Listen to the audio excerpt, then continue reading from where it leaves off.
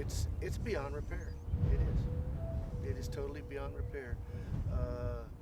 You go out, the people that live here, that when they step out the door in the morning or whatever, whenever, they have to be armed. If they're not, they're crazy because you run into these people, and there's a lot of them that are violent. They think that they have a right to be here and they have a right to anything that you've got, and I'm not saying all of them are like that, but if it happens one time, that's one time too many.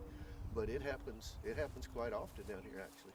Last Thursday afternoon, I left the headquarters and went to check on a tower that was being erected on the other part of the ranch, and I was gone maybe 45 minutes. And when I got back, there had been illegal aliens in the headquarters house, and they obviously saw me coming before I saw them, and they ran out the door.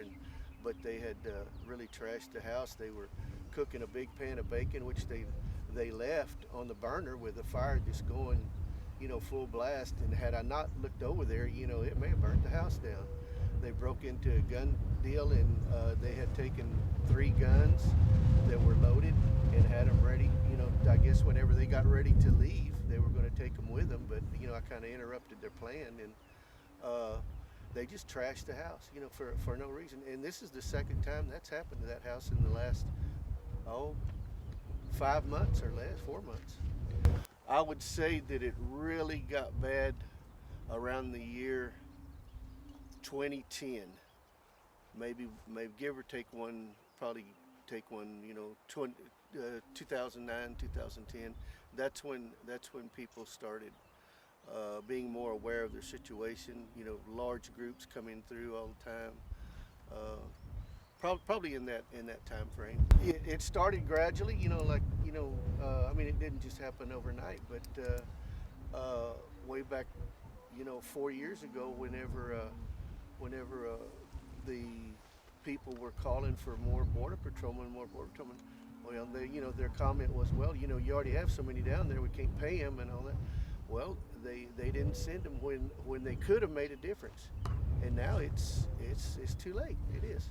There's an increase in just the foot traffic, the illegal aliens, and also these coyotes make them. They're carrying dope through the ranches. Sometimes they make their